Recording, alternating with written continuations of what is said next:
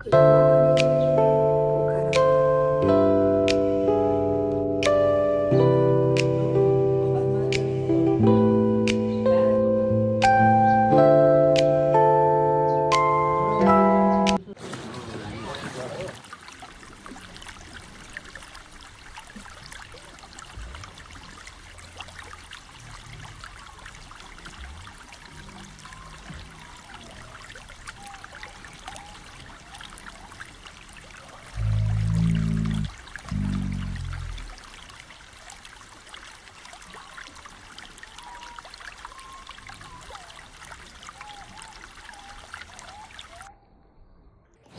Wow.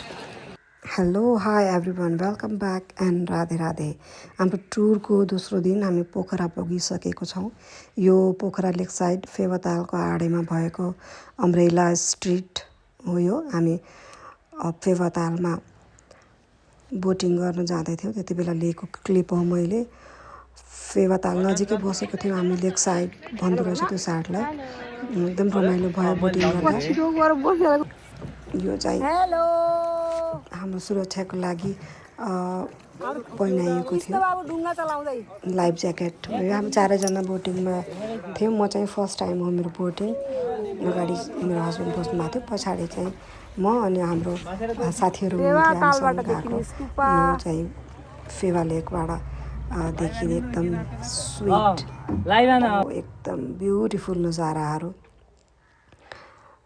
त्यसको फेवातालबाट वारीपट्टि चढेपछि पारिपट्टि चाहिँ boating गर्दै बाराही मन्दिर रहेछ। बाराही मन्दिरमा दर्शन गराएर ल्याउनु हुँदो रहेछ उहाँहरूले। बाराही मन्दिर पनि राम्रो छ। अहिले जे बनाउँदै हुनुहुन्छ उहाँहरूले। पुरानो मन्दिरको आडेमा नयाँ मन्दिर थाल्नु भएको रहेछ। यहाँबाट फेवाले धन्यवाद। यसै गरी हामीलाई सहयोग कालको अगाडि बढेका छन् वीरेन्द्रनगर पालिका 10 सुर्खेत निवासी आदरणीय बाबुधन तुलसी गौतम तथा रूपम प्रसाद अधिकारीज्यूले आफ्नो स्वर्गीय पिता नागेन्द्रनाथ गौतमको स्मृतिमा कामदाराई माता भगवतीको मन्दिर पुनर्निर्माणको लागि रु 1050 दान गर्नुभएको छ। स्वर्गीय बुबाको वैदिकवादको काममा चाहिँ काम गर्नुभएको यहाँलाई धन्यवाद। साथै गौतम तथा अधिकारी परिवारको माता भगवतीले कल्याण परिवारको सुख शान्ति यात्रा शुभ रहोस्। धन्यवाद। फेवा लेकबाट बोटिङबाट फर्केपछि हामीहरूले दुईटै कपालहरू थियौँ हामीहरू। अनि हामीहरूले त्यो अम्ब्रेला स्ट्रिटमा एउटा दुईवटा भिडियोहरू बनायौँ। यस पछाडि हाम्रो यात्रा रहेको थियो प्याराग्लाइडिङ सराङकोटको डाँडा हो। त्यसमा प्याराग्लाइडिङ टेक अफ भनेर लेखेको छ। त्यसबाट हामीले प्याराग्लाइडिङ गरेको थियौँ चारैजना। मलाई चाहिँ एकदमै रमाइलो त भएको थियो। स्टार्टिङको 5-7 मिनट थियो, 10 मिनटसम्म रमाइलो भयो। त्यस पछाडि चाहिँ एकदम भोमिटिङ जस्तो फिल भयो कि त्यो। अनि मैले चाहिँ छिटै ल्यान्ड गरिहालेको थिएँ। अरू साथीहरूले एकदम इन्जोय गर्नुभयो माथि। मैले इन्जोय त गरेँ, धेरै इन्जोय गर्न पाएन। यो चाहिँ प्याराग्लाइडिङको एरिया हो। सबैजनाले यसरी नै रेडी बनाउनु हुँदो रहेछ। पहिला त्यो प्यारासुटहरूलाई एकदम कम्फर्ट गरेर खोलेर त्यसको डोरीहरूलाई राम्रोसँग जेलिएको छ कि त्यो केयर गरेर अनि पहिला आफूहरूले त्यो ड्रेसअप गरेर अनि हामीलाई चाहिँ त्यो ड्रेस लगाइदिएर भन्नाले कुर्सी बनाउन एक टाइपको कुर्सी नै हो। त्यही जुन बाँधेको हुन्छ हाम्रो शरीरमा त्यो नै, त्यो कुर्सीमा नै हामी उडेपछि बस्नु पर्दो रहेछ है। मलाई पनि फर्स्ट टाइम थाहा भएको।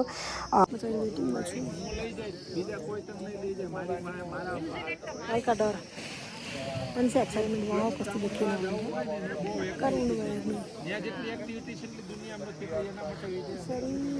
पहिला रेडी गरेर कस्तो लागिरहेको थियो, कस्तो डर लाग्यो। यसरी चाहिँ उहाँको मेरो हस्बेन्डको पाइलट हो उहाँले पाइलटहरूले यसरी नै रेडी गर्नुहुँदो रहेछ सेफ्टी सहित। एउटा ब्याग टाइपको छ, त्यसमा बस्ने चेयर पनि हुन्छ। यसरी नै रेडी गर्नुहुँदो रहेछ। एकदम मजा आएको थियो।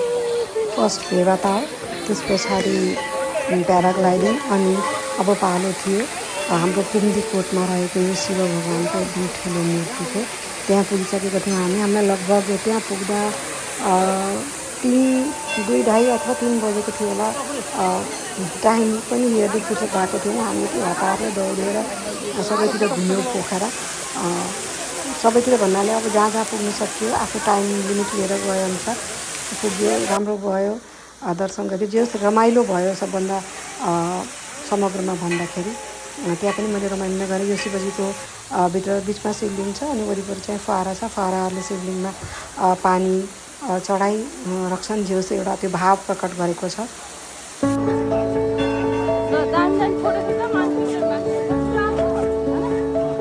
फोटो खिच्नुहोस् अहिले 6 बजे रात पर्छ अब तपाईँ घामले पोल्नुपर्छ यही पुम्दीकोटको आडेमा नजिकै जो ठ्याक्कै पुम्दीकोटको थोरै पारिपट्टि एउटा अर्को घुम्ने ठाउँ छ त्यहाँ चाहिँ सिसाको हिँड्ने ठाउँ छ अब ठ्याक्कै मलाई पनि थाहा भएन किनभने हामी गएनौँ भ्याइएन टाइम लिमिट अघि नै भनिहालेँ मैले यो चाहिँ शिवको पञ्चमुखी मूर्ति बनाएर राखिएको छ यहाँ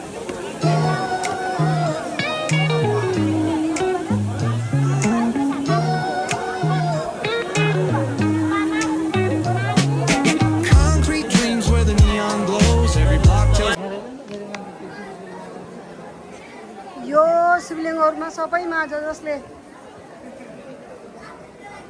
दान गर्नुभएको उहाँहरूकै नाममा समर्पित शिवलिङ्ग बनाइएको छ अलग अलग मान्छेको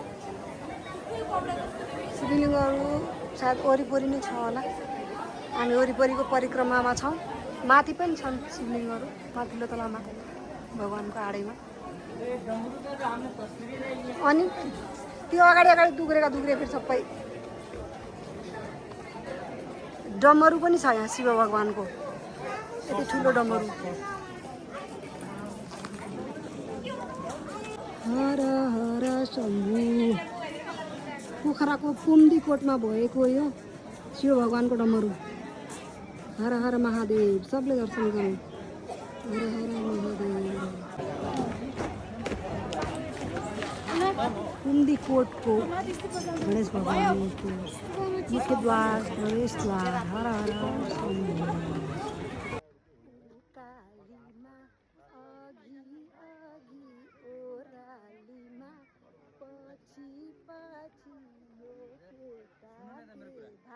देखाउने त मलाई एउटा कुरा